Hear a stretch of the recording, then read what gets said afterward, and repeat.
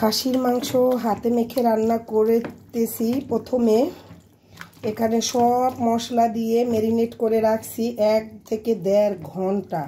টক দই দিয়েছিলাম, তারপরে এখন পেঁয়াজ বেরেস্তা করে সেটা দিলাম। এখন এটা বসিয়ে দিব চুলায়, একদম আস্তে আস্তে জ্বালে সুন্দর হয়ে যাবে। এখন দেখে মনে হচ্ছে এখনই এটা খাওয়া যাবে, কি বলেন? কিন্তু এখন তো আর খাওয়া যাবে না। দেখছেন কত সুন্দর ইয়ামি ইয়ামি একটা কালার হয়েছে, মাশাআল্লাহ, আলহামদুলিল্লাহ। এটা খাসির মাংস খেতে আমি বরাবরই অনেকটা পছন্দ করি। আর এখানে তো আজকে আর কোনো আলু ব্যবহার করব না, এটাই শুধু হবে আজকে।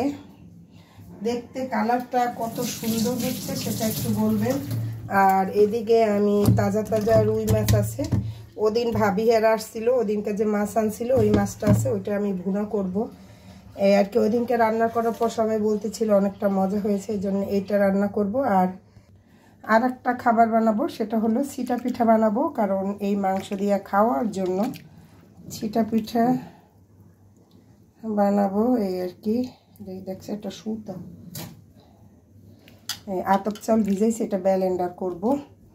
আর এখানে ডাল বসাই দিছি, ডালটা হয়ে গেছে, এখনই ডালের ঘোটা দিয়ে দিব।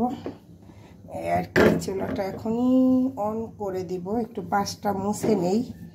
এই ঢেকে দিলাম, বিসমিল্লাহির রহমানির রহিম। আর কি, ডালের মধ্যে একটু হলুদ দিয়ে দিই।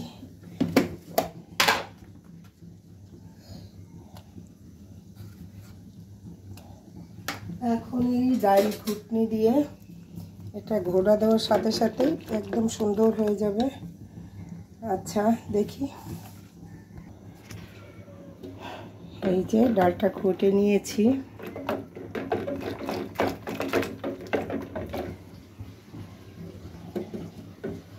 এখন আমি এখানে পানি দিয়ে দিব।